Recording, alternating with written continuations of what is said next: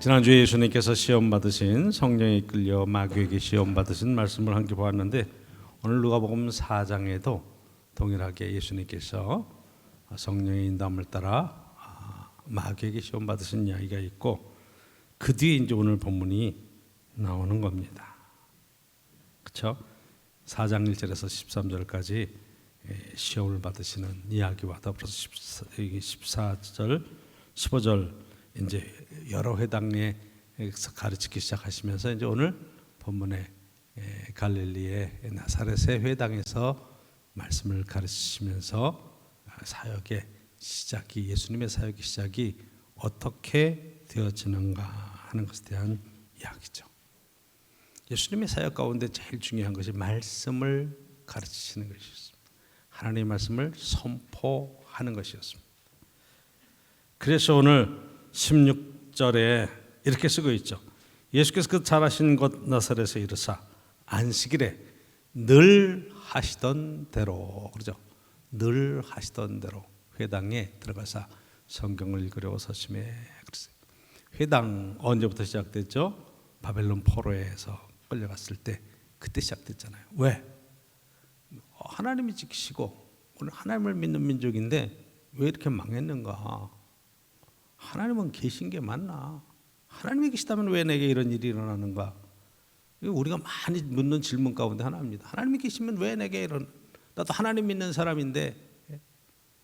근데 돌아보니까 성경 말씀을 보니까 신명기의 말씀이 그들에게 들어오기 시작했습니다. 너희들이 이 말에 내 명령에 순종하면 이 땅에서 번성함을 누리고 복을 누리겠지만 내 말에 불순종하면 너희들은 멀리 알지 못하던 이방 나라에 끌려가서 종이 될 것이다. 애굽에서 종살이 하던 너희들을 이끌어내서 이제 이 복된 땅에 살게 했는데 하나님 말씀에 불순종하면 너는 망할 것이다. 이렇게 지금 쓰여져 있는 말씀을 보면서 깨닫는 거예요. 망한 이유가 하나님 말씀대로 살지 않아서 그런 거구나. 하나님이 안 계신 게 아니고 하나님이 안 도와주신 게 아니고 우리가 말씀대로 살지 않아서 그렇구나. 그럼 어떻게 회복할 수밖에 없어요? 말씀대로 사는 것 외에는 없구나. 그래서 여러분 시작하는 것이 말씀을 가르치는 회당 시나고그를 만들고 거기에서 여러분 유명한 탈무드의 교육이 시작되는 게 율법을 삶 속에 어떻게 적용하고 가르치는가 하는 것이 탈무드고, 그렇죠? 그 이야기들이 삶의 아주 재미있는 이야기, 유익한 이야기, 랍비들이 가르치는 이야기들을 통해서 지금 전해져 있는 것들이 오늘날 유대인의 삶의 근간이 되는 그런 얘기예요. 제사장들과 레위인들이 가르쳤던 하나님의 말씀을 이게 신분과 직위를 갖고 가르치는 게 아니라 정말로 믿음으로 말씀을 깨닫는 사람, 말씀을 깊이 연구한 랍비들을 통해서 가르쳐야 되겠구나. 그래서 여러분 유명한 그 랍비 제도가 회당을 통해서 생기는 거고 그 랍비들을 통해서 지금 말씀을 가르치는 거예요. 회당은 어떻게 되는가? 여러분 어디에 가든지 유대인들은 5가정 이상만 모이면 회당을 만들어 놓고 거기에서 어른 교육, 어린이 교육 하는 겁니다. 제일 먼저 랍비를 모시는 거죠. 근데 랍비, 회당장 랍비 이런 사람들은 말씀을 조리 있게 가르치는 사람들이 아니에요. 교육하는 사람들이 아니에요. 우리 속에 있는 하나님의 말씀을 듣고 깨달은 것들을 함께 나눌 때 그때에 질문을 하고 대답을 하고 질문을 하고 대답하고 그러면서 서로가 함께 말씀을 연구하고 성장해가는 과정 중에 그러니까 토론 문화가 서양에서 굉장히 중요하게 생각하는 것들이 이런 것에 근거를 하는 거예요. 출발점은 여기에요. 그러니까 예수님도 랍비는 아니잖아요. 물론 랍비어라고 부르기도 했지만 실제로 여러분 성령의 인도함을 받고 그리고 마귀의 시험을 이긴 뒤에 회당에서 가르치기를 시작하셨는데 이 가르침은 교사로서 가르침이 아니라 그 회당에 들어가서 함께 말씀을 읽고 함께 토론을 하면서 하나님의 뜻, 하나님 안에서 깨닫게 되는 말씀들을 함께 나누는 데 있는 거예요.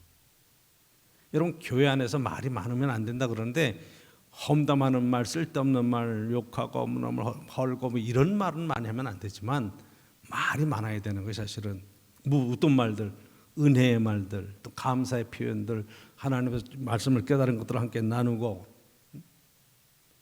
남이 이야기할 땐 귀 기울여 들어야죠. 아 그렇구나, 아 그렇구나. 나는 그런 면으로는 못 봤는데 이게 그런 의미도 있군요. 이렇게 이제 서로 깨달으면서 격려해주고, 아 그렇게 하셨어요? 나는 이렇게 생각을 했는데, 서로 생각을 나누고 그러면서 서로 북돋아주고 함께 말씀해서 서로 은혜를 나누는 거예요. 은혜 간증이 하는 거예요. 공격하고 함부로 폄하하고 이러는 것이 이 성전, 이 랍비들이 가르치는 회당의 문화는 아니란 말이에요.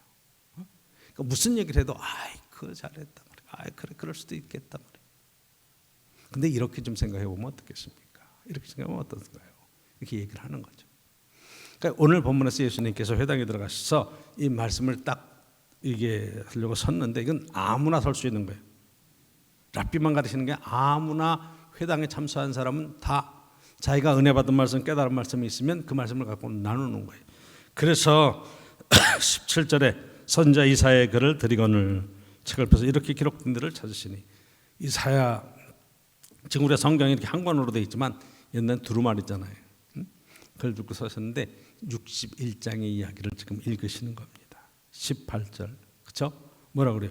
주의 성령이 내게 임하셨으니 이는 가난한 자에게 복음을 전하게 하시려고 내게 기름을 부으시고 나를 보내사 포로된 자에게 자유를, 눈먼 자에게 다시 보게 함을, 전파하며 눌린 자를 자유롭게 하고 주의 은혜의 해를 전파하게 하려 하십니다. 이사야 61장 1절 이하의 말씀을 쭉 읽으시는 거예요. 근데 여기서 주의 성령이 내게 임하셨으니 라고 하는 적용을 예수님은 어떻게 하시는가? 본인에게 적용하시고, 그렇죠? 이 말씀을 전하면서 19절에 20절에 책을 덮어서 이 맡은 자에게 주니까 다 무슨 말을 할까 주목하고 있는데 21절에 이야기하잖아요. 그렇죠? 이 예수께서 그들에게 말씀하시되 이 글이 오늘 너희에게 응하였느니라. 무슨 얘기예요? 이 말이 오늘 이루어졌다. 이루어졌다. 이사야의 예언의 말씀이 오늘 나를 통해서 이루어졌다. 이 회당에 듣는 사람들에게 이 말이 그대로 너에게 이루어질 것이다. 이렇게 말씀을 하시는 거예요. 그러니까 듣는 사람들이 와, 대단한 깨달음이고 은혜의 말씀으로 받다가 딱 하는 거예요. 22절에. 그렇죠? 은혜로운 말씀에 놀라오. 그러면서도 도대체 이 말하는 사람이 누구야? 그랬더니 동네잖아요. 저 요셉의 아들 아니야? 저 목수하냐? 이렇게 얘기가 나오는 겁니다. 그렇죠? 이 사람이 요셉의 아들이 아니냐? 이 이야기는 있는 그대로 말씀을 은혜로 받지 못하고 말씀 전하는 자의 존중이 없고 믿음이 없으니까 말씀이 튀기 시작하는 거예요. 그러니까 예수님께서 23절에 얘기하죠. 너희가 반드시 의사야 내 자신을 고치라. 네가 의사로서 사람을 진정하려고 하느냐? 그럼 너 자신의 병부터 알고 너 자신을 치료할 수 있고 내가 건강한 의사가 돼서 건강한 사람을 만들어내는 것이 아니냐. 자, 그래서 24절에 내가 진실로 너에게 이르노니 선지자가 고향에서는 환영을 받는 자가 없다. 예수님도 고향에서 환영 못 받는 거라 이 말이에요. 상황이 지금 그렇게 돼 있어요. 왜? 잘하니까. 여러분, 제가 오늘 말씀 속에서 이게 뭐 설교의 큰 주제는 아니지만 한번 좀 생각해 보세요. 가정에서 아들, 딸들이 아버지를 존경합니다. 딸들이 나 엄마 정말 사랑하고 엄마 존경해요. 이렇게 말하면 여러분 인생을 잘 산 거예요. 할렐루야. 아멘. 난 아버지같이 안 살 거예요. 난 엄마같이는 못 살아. 이러면 여러분 인생을 지금 잘못 살고 있는 것일 수도 있어요. 굉장히 중요한 거예요. 내 기준에 의해서 나는 의롭고 바른 길을 갖고 나는 잘하고 있다고 생각하는데 아들하고 얘기하고 딸하고 얘기해 보니까 말이 안 통해. 그럼 여러분 생각을 좀 바꿔서 존경받는 자리, 서로 존중하는 자리로까지 바뀌어가는 것이 너무 중요한데, 이 노력이 굉장히 필요한데 정말 그렇게 하고 있느냐. 신앙생활은 저와 여러분들이 교회에서는 장로님이고 교회에서는 권사님이고 집사님이고 교회에서 열심히 충성하고 목사님 말씀 잘 듣는 것 같고, 그런데 집에 가서는 이런 것들이 존중이 대상이 되지 못한다 그러면 우리의 신앙을 한번 점검해 봐야 될 필요는 있다. 정말 하나님 말씀대로 살아가는 거야. 자, 예수님도 존중받지를 못했는데 얼마나 힘들겠어. 근데 중요한 것은 예수님을 몰랐어요. 제대로 이해를 못한 거죠. 그래서 두 가지 예를 듭니다. 엘리야 시대에 이스라엘 땅에도 많은 과부들이 있었지만 그들에게 은혜를 받지 못하고, 그들이 은혜를 받지 못하고 사렙다 과부가 도움을 얻고 그 기근 3년 반 동안의 기근을 어떻게 하나님 축복 속에서 이겨냈는가. 또 하나의 얘기는 엘리사 시대에 유대 땅에도 많은 문둥병자들이 있었지만 그 사람들 하나도 고침받지 못하고, 이게 지금 아람의 장군, 시리아의 장군 나아만이 고침을 받았다. 이 이야기는 뭐겠어요? 엘리야도 엘리사도 그 시대에 존경받지 못했다는 거예요. 믿음으로 따르는 사람들이 없었다는 거예요. 그런데 이방 사람들은 그 기적의 소식을 듣고 그런 일들을 만났을 때 그들은 믿음으로 순종하면서 하나님의 기적을 경험한 거죠. 그러면 예수님 앞에서도 마찬가지. 예수님을 우리가 기적으로 경험하는 것은 믿음으로 받을 수밖에 없어요. 믿음으로 받을 때 가능한 거지. 예수님을 배척하고 이러면 그렇게 기적과 은혜의 주인공이 될 수가 없어요. 그렇죠? 자, 28절 보십시오. 회당에 있는 자들이 이것을 듣고 다 크게 화가 나서 화를 내는 거예요. 왜 그럴까요?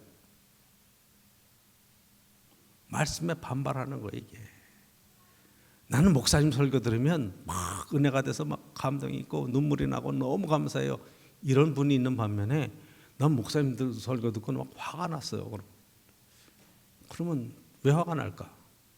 속에서 분노가 일어난다. 그러면 그게 내 삶에 적용할 때 문제가 심각한 거다. 자, 누가 글을 썼어요. 그 글을 읽고 막 속에서 분노가 일어나. 왜? 나하고 생각하는 게 다르고 결론도 다르고 그러니까 막 분노가 일어나는 거예요. 그렇죠? 이게 굉장히 중요한 거예요. 함께 동행하고 함께 인생을 살아가면 여러분 이야기를 들을 때 속에서 분노가 일어나면 절대로 안 되겠죠. 그렇잖아요. 서로 긍정이 있고 서로 동조되고 서로 마음이 통하고 그래야 친구도 되고 그래도 부부 사이의 일도 되고 모든 일들이 이렇게 되죠. 얘기 들을 때마다 속에서 비아냥이 막 생기고 막 분노가 일어나고, 그러니까 분노가 일어나니까 어떻게 행동을 해요? 예수님을 잡아 끌어다가 산 꼭대기 세우고 낭떠러지에서 밀어내서 죽이려고 대드는 거 아니에요? 죽자고 대드는 거잖아요. 이게 지금 말씀에 대한 것들이 이렇게 반발을 일으켰다. 그러니까 여러분 복음이 선포됐는데 반발이 일어났다.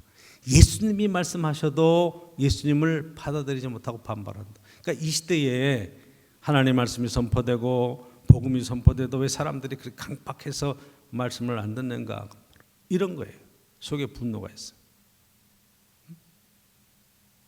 그것이 막연해요. 교회에 대해서, 사회에 대해서, 더만 나가면 대한민국에 대해서 막 속에 분노가 있어요. 그러면 여러분 어떤 얘기를 해도 받아들이지를 못하는 거예요. 이게 신앙의 힘으로 바뀌어지는 것이 얼마나 귀한지 몰라요. 그래서 오늘 본문 속에서 제가 여러분과 나누고 싶은 몇 가지 교훈은 첫 번째가 이런 거예요. 여러분 가장 중요한 것이 예수님이 말씀을 선포하셨을 때 이 말씀이 오늘 우리에게도 유효하다. 그렇죠? 그래서 이 이사야 61장에 있는 말씀 18절 19절에 있는 말씀, 주의 성령이 내게 임하셨으니 이는 가난한 자에게 복음을 전하게 하시려고 내게 기름을 부으시고 나를 보내사 포로된 자에게 자유를, 눈먼 자에게 다시 보게 함을, 눌린 자를 자유롭게 함을. 주의 은혜를 전파한다는 말씀이 오늘 나에게도 그대로 이루어지는 천국의 복음의 말씀이라. 이걸 여러분 아멘으로 받을 수 있기를 주 여러분 축복합니다. 아멘입니다. 그렇죠? 주의 성령이 내게 임하셨으니, 하나님의 영이 내게 임하시면 내 안에 이루어질 놀라운 변화의 이야기를 지금 하는 거라 이 말이에요. 그렇죠? 하나님을 믿는 사람, 하나님의 영이 내 안에서 예수 그리스도를 나의 주님으로 고백하는 사람, 성령의 전이 되어서 오늘도 성도의 삶을 사는 저와 여러분들은 적어도 가난한 자에게 복음을 전하게 하시려고 내게 기름을 부으셨다. 난 가난한 자가 되어서 이 복음을 받아들이는 이 자리에 먼저 세워지는 거예요. 가난한 자가 복이 있나니 말씀하시니 가난한 자가 복이 있어요. 마태복음 5장에는 심령이 가난한 자는 복이 있나니 말씀하시잖아요. 가난이 뭐예요? 여러분 가난하다고 다 여러분 사람들이 이렇게 순수해지는 건 절대로 아니에요. 가난한 사람도 얼마나 악한 사람들 많은데요. 독을 품고 있는 사람들이 얼마나 많은데요. 가난한 사람들일수록 또 세상을 확 뒤집어졌으면 좋겠다고 생각하는 사람도 의외로 많습니다. 가난한 사람 절대 착하지 않은 거예요. 근데 성경에서 말하는 가난함이라는 것은 육체적인 가난함, 경제적인 가난함 이런 것도 되지만 하나님 앞에서 내가 정말로 가난해서 뭔가 도움을 구하고 은혜를 구하는 그 자리에 세워지는 사람을 얘기해요. 하나님 앞에 나와서 가난한 심령으로 하나님 나를 도와주십시오. 하나님 은혜를 간구합니다. 찾을 수 있는 그 사람이 중요한 거예요. 말씀을 사모하고 은혜를 사모하면서 내가 가난한 심령이 되었을 때 뭔가 찾을 수 있는 건 내가 부여하거나 부족한 게 없어요. 여러분 이게 선진국 후진국 이렇게 갈라질 때 경제적으로 여러분 한 2만 불 이상만 소득이 되면 이제 중진국 형진국으로 나가는 길에 서는 거예요. 근데 기독교가 언제부터 힘들어지냐면 2만 불을 소득이 넘어가면서 이 전도가 잘 안 돼요. 힘들어져요. 그 2만 불 이하일 때 우리 경제 사정이 여러분 연소득이 막 10,000불 이하일 때는요. 그때는 뭐 텐트 치고 막 이렇게 돗다리 깔아도 사람들이 찾아와요. 왜? 가난하니까, 힘드니까. 근데 그 가난함이 어떻게든지 가난을 극복해보고 싶고 살아보고 싶으니까 하나님 앞에 나와서 막 찾고 구한다 이 말이에요. 2만 불 이상 가면 살만해지거든 이제. 하나님 없어도 경제가 가난하지 않거든요. 그러니까 마음이 교만해지는 거예요. 뭐 교회 가든 뭐 그렇지 뭐 다 이렇게 되는 거예요. 근데 경제 사정이 점점 올라가면서 분노함이 생기는 거죠. 자, 여기에 문제가 있는 거예요. 가난한 자들에게 복음을 전하게 하시려고 기름을 부으셨다. 그러니까 기름 부음을 받는 사람들은 결국 하나님의 성령의 은혜를 입는 사람, 심령이 가난한 자들은 천국이 저희 것이다. 하나님 은혜를 경험하고 하나님 나라를 경험하는 거예요. 천국을 경험하는 거예요. 그러니까 성경에 지금 예수님이 성령 받으시고 지금 하신 얘기는 너희 속에 천국이 이루어질 것이다. 이야기 천국이 이루어진다. 예수 그리스도를 모시고 하나님을 모시고 내 안에 정말로 이제 마음의 가난은 다 버렸어 이제. 그러니까 하나님께서 너무 자유로운 거예요. 그래서 여러분 두 번째 나오는 얘기가 뭐냐면 포로된 자에게 자유를 그러죠. 포로가 됐어요. 뭐에 포로가 됐을까? 뭐에 집착하고 있을까? 세상에서 어떻게든지 수수해 보려고 하고 세상에 어쨌든 경제적으로 좀 자유로워 보려고 애를 쓰고 어떤 사람들은 한 사람에게 집착해가지고 막 스토커같이 그렇게 나가기도 하고 이런 것에서 참 자유함을 누리기죠. 이게 천국에서 누리는 축복이고 복음이 우리 안에 들어올 때 누리는 축복이에요. 어떤 사람은 원수가 져가지고 막 속에서 부글부글 끓고 저 사람 내가 어떻게 하지 않으면 나 인생 이렇게 사는 것도 자유로워지는 거예요. 그래 하나님께 맡기지. 그런다고 내 인생이 뭐 이제 생각이 바뀌어지면서 이 자유함을 누리기 시작한단 말이에요. 할렐루야. 그렇죠? 눈먼 자에게 다시 보게 함을. 두 번째 나타나는 사람이 눈먼 자. 눈이 멀었어요. 그래서 여러분 갈팡질팡하는 거예요. 인생을 왜 사는지 인생의 목적도 없어요. 인생 뭐 있어 그냥 한판 살다 가는 거지 뭐. 야, 잘 먹고 죽은 놈 때깔도 좋다고 그러더라. 이러면서 그냥 사는 거예요. 너 인생의 목표가 뭐야? 그냥 뭐 하루하루 사는 거죠. 그 은혜로 내일 일은 난 몰라요. 하루하루 살아요. 하나님의 인도하심을 바라보면서 그 인도하심 속에 하루하루 살아간다는 그런 목표도 아니에요. 요즘 젊은 사람들이 제일 제가 보면 사회적으로 문제가 되는 것이 목표가 없어요. 적어도 옛날에 그 어려울 때에 그 보릿고개 넘어갈 때는 잘 살아보겠다고 하는 열정이라도 있었어. 그렇죠? 근데 지금 잘 살아보겠다는 열정도 없어. 왜? 해도 안 될 것 같으니까 포기한 거예요. 그 희망이 없는 거예요. 그 희망이 없는 곳에서는 지옥이에요. 그렇죠? 희망이 없으면 지옥이야. 왜 한국이 헬조선이냐 말이에요. 여러분, 세계에서 한국으로 돈 벌고 오고 싶어하는 사람들이 얼마나 널려 있는데, 최첨단 도시라고 이야기하고 있는데, 여러분 유럽이나 미국이나 가봐도 여러분 버스 정류장 우리처럼 이렇게 안전하게 몇 분에 어떤 차가 옵니다, 정확하게 시간 딱딱딱딱 지켜서 그렇게 뜨는 나라가 세상에 없어요. 그러니까 이 미래 도시에 왔다고 생각을 할 정도로 그런 삶을 살아가는 우리들이 여기서 지옥을 경험하고 있다 그러면 과연 그 마음의 상태, 정신의 상태는 무엇인가 이거예요. 그렇죠? 여러분 행복하십니까?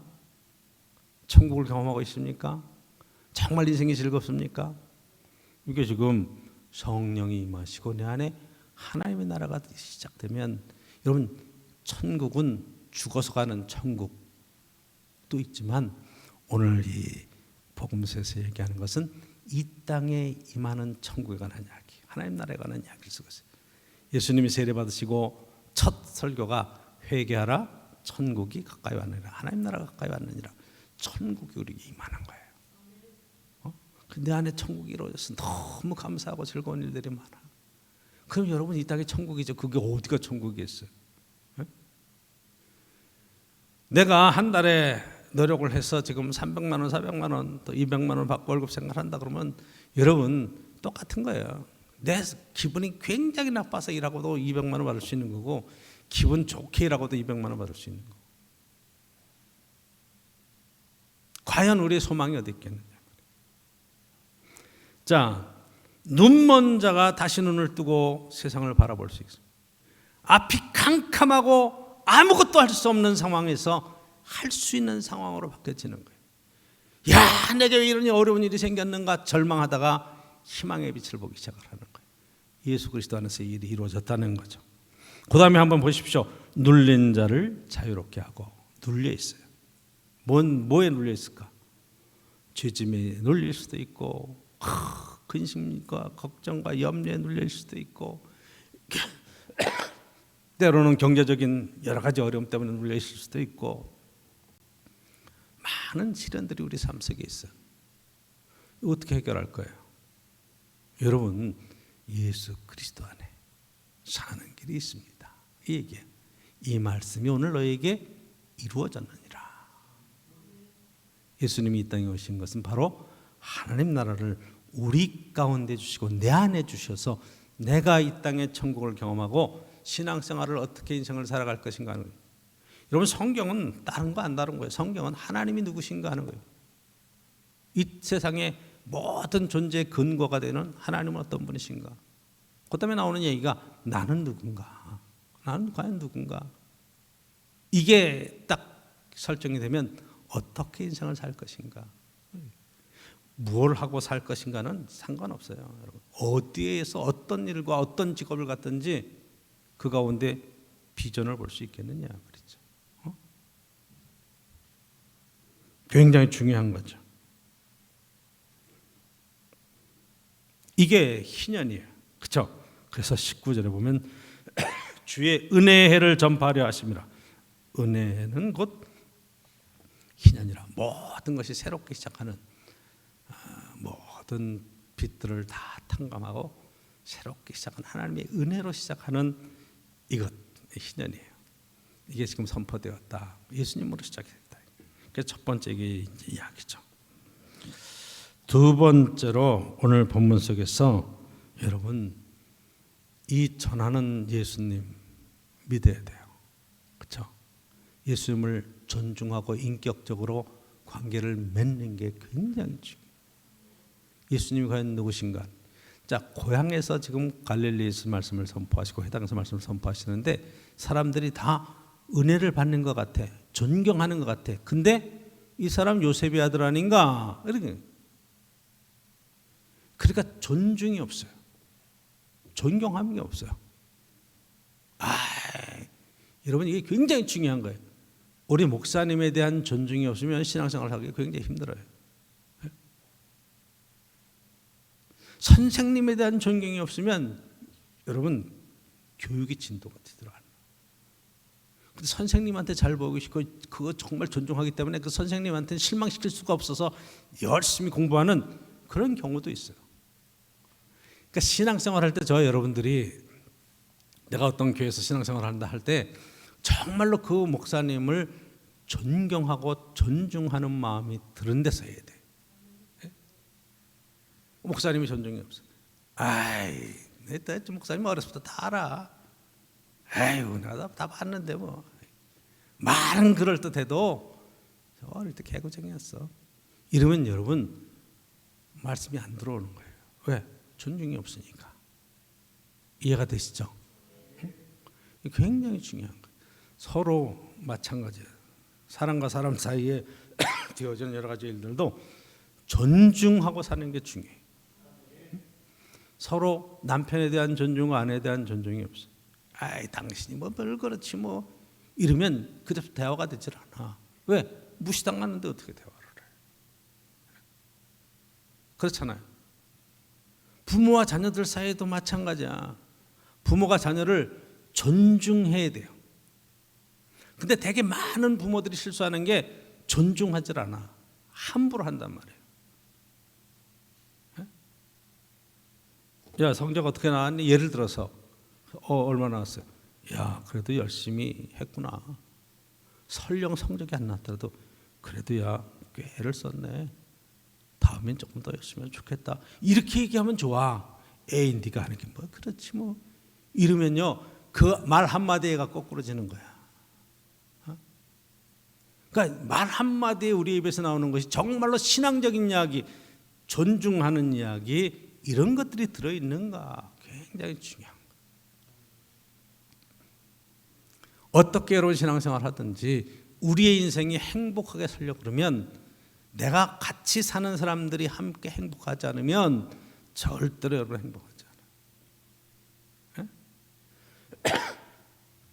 적어도 바깥에서 힘들고 어려운 일이 있어도 집에 들어오면 마음이 놓이고 모든 것들을 내려놓을 수 있으면 그 집에는 행복이 있는 거예요. 근데 바깥에서 막 친구들하고 어울려서 막 좋고 그러는데 집에 들어오면 그때부터 막 시달리고 막 힘들고 난 집에 들어가기 싫어.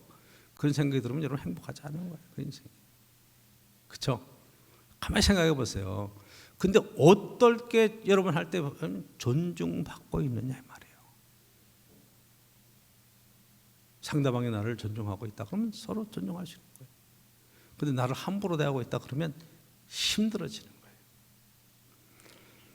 바로 예수님께서 하는 이야기예요. 그래서 왜 사렙다 과부하고 나만 장군의 이야기를 예로 드느냐? 엘리야와 엘리사 시대에 왜 이 이야기를 듣냐? 그 시대에 그 예언자들도 조국에서는 존중받지 못했지만 이방 땅에 나가서 존중받았다. 정말로 그 사람들이 진심으로 믿어주었다. 그랬더니 뭐가 일어나? 기적이 일어난다. 할렐루야. 그렇죠? 믿어줘야 기적을 경험하는 거야. 자녀를 믿으셔야 돼.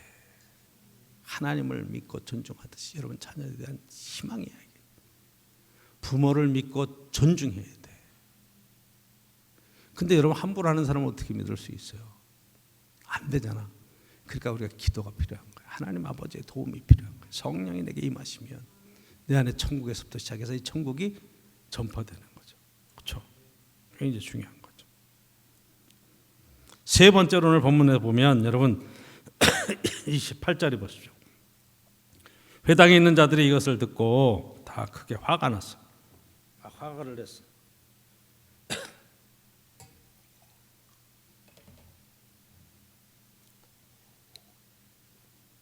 화가 나서 29절에 일어나 동네 밖으로 쫓아내요. 예수님을 회당에서 쫓아냈어. 그 동네 건설한 산 낭떠러지까지 끌고 가서 밀쳐 떨어뜨리고자 하되, 거기 가서 끌고 와서 예수님을 던져버리려고 그러는 거예요. 그건 뭐는 죽여버리려고 그러는 거예요. 화가 나니까 누구를? 예수님을, 누구를? 그렇게 말씀을 전하는 사람에 대한 분노를 일으키는 거예요. 왜 그랬을까? 왜 이렇게 분노할까요?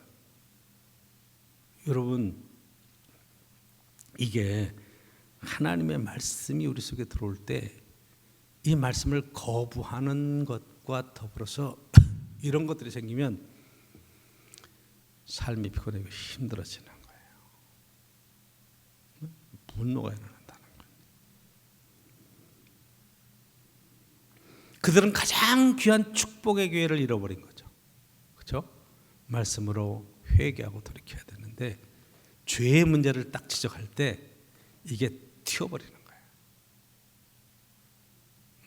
어둠과 빛이 딱 만나면 여러분, 빛이 쫙 비치면서 속속들이 다 드러나죠.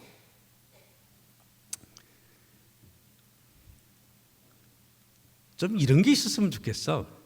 예를 들어서 뭐 윤석열 후보라든가 뭐 이재명 후보라든가 뭐 둘 다 이제 뭐 큰 사건에 연루가 됐잖아요. 그러니까 막 그 증인들도 막 이렇게 뭐 되고 여러 가지 일들이 일어날 때 좀 이게 CCTV에 이렇게 찍히듯이 그때 그들이 한 말들, 행동들이 몇 월 며칠 몇 시 몇 분에 누구 딱 치면 그때 한 행동들이 쫙 이렇게 나오는 무언가 있었으면 좋겠어. 네? 천국엔 분명히 있을 거예요. 그렇죠? 우리 죄가 다 드러나고 숨길 수가 없으니까. 근데 이게 숨기고 거짓말하고 그럴듯하게 다 포장하고 그래서 막 뭐 지도자가 되고 그러는 것 자체가 불가능한 사회가 되면 참 좋겠는데 하나님께서는 우리에게 거기까지 허락하지 않은 것 같아요. 그렇죠? 이 사회 정의와 이 사회 공의가 세워지는 하나님의 다스리심에 대한 얘기가 나오면, 근데 여러분, 성령이 내 안에 쫙 비춰지기 시작하면 이게 가능해지는 거예요. 내 안에 있는 모든 것들이 진실함으로 드러나는 거예요. 내가 얼마나 욕심된 사람인지, 얼마나 죄된 사람인지, 얼마나 하나님 앞에 무력한 존재인지 이것을 깨닫는 순간에 우리는 하나님 앞에 나와서 눈물로 기도할 수밖에 없어요. 하나님, 제가 잘못했습니다. 세상에서는 절대 있을 수 없는 일이죠. 철저하게 자기의 잘못을 은폐하고 상대방의 약점은 잡아서 끄집어내고 그래야 이길 것 같은, 그래서 어떻게든지 이겨내는 사람이 결국 모든 권한을 쥐는 것 같은 이런 세상의 질서를 사탄의 권세예요. 그렇죠?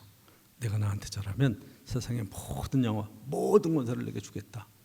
사탄에게라도 영혼을 팔아서라도 그 자리를 갖고 싶어하는 파우스트의 얘기잖아요. 바로 이 하나님은 다 드러나게 하시는 거예요. 그러니까 죄가 드러나니까 수치스러우니까 분노하는 거예요. 그러니까 이 예수님을 없애버리면 해결될 것 같은 느낌이 드는 거예요. 그렇죠?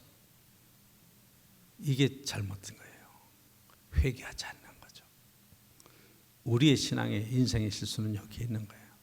하나님 앞에 나와서 기도하고, 하나님, 난 연약해요. 난 어쩔 수가 없어요. 하나님이 도와주셔야 돼요. 기도하면서 하나님 앞에 치유함을 얻고 회복되고, 그렇죠?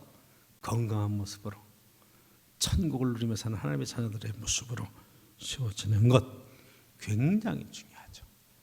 할렐루야. 결론적으로 말씀드립니다. 하나님의 말씀은 오늘도 동일해요.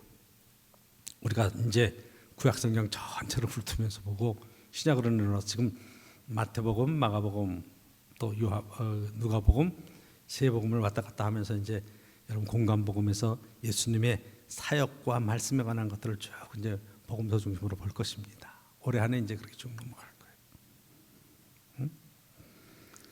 이 말씀이 우리에게 다가올 때 우리가 겸손하게 나를 낮춰야 돼요. 주님, 제가 말씀을 듣겠습니다. 그 말씀대로 내게 이루어지기를 원합니다. 저는 무능합니다. 하나님, 은혜를 베풀어 주옵소서. 이럴 때 여러분, 여기 보면 성령님께서 우리를 자유케 하시고, 그렇죠? 볼 수 있게 하시고, 눌린 모든 것들을 벗어나 마음껏 인생을 행복하게 살 수 있는 자리로 우리를 세우시는 거예요. 뭐가 회복되냐? 에덴 동산이 회복되는 거예요. 관계가 회복되는 거예요. 그렇죠? 오늘도 저와 여러분들의 삶 속에 예수 그리스도, 정말로 우리의 이 말씀이 이루어지는 복되는 청 있기를 간절히 축원합니다.